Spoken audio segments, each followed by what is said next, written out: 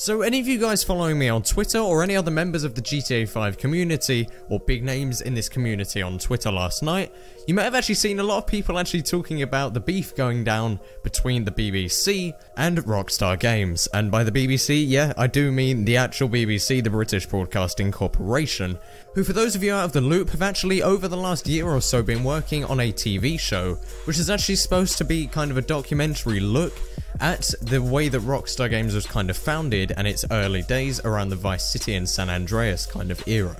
Now, this show is actually called Game Changers, but Rockstar, quite a little while back, actually filed a lawsuit against the BBC for infringing their intellectual property copyright. And they were saying that they didn't want any of their intellectual property and their brand overall misconstrued in this show. So they've filed a lawsuit and been going at it in the actual courts for a little while now, but nothing's really ever come of it. Nonetheless, the BBC actually did go ahead with this show, actually featuring Daniel Radcliffe in it as one of the lead actors, and it actually aired last night as I record this, and like I said, called Game Changers. Now, as this was actually airing, Rockstar actually put out a couple of tweets on their official Twitter, the @Rockstar Games Twitter, with some slightly unprofessional beef going down towards the BBC. Now, the first thing that they tweeted was @BBC, "The new Rent-A-Ghost isn't as good as I remember." And then the second thing they said was, "And BBC, was Basil Brush busy? What exactly is this random made-up bollocks?" Now this, of course, was seen as extremely unprofessional. The second tweet is now sitting at about 2,500 retweets and favourites. The tweets just went mad, they went viral over the time that they were posted, because they're just so unprofessional. From Rockstar Games to have about 6 million followers on Twitter, they've passed however many sales in the millions and millions on their games, they are a huge corporation.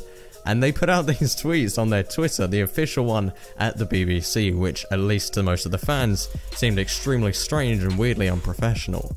Now, the actual tweets that this was in response to were in fact deleted by the BBC. They didn't just tweet this out of the blue as responses to existing tweets, I guess, about this new show, the Game Changers show, but by the time that we managed to see them, they were deleted.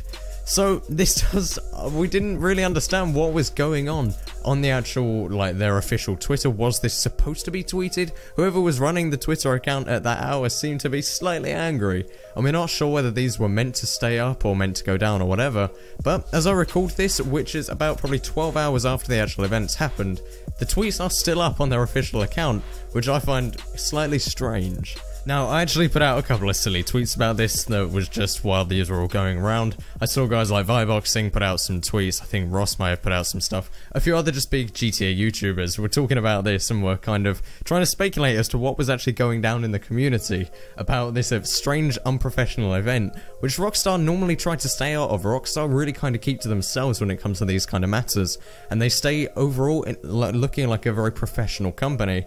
Whereas I think last night something went down, but these tweets are still up.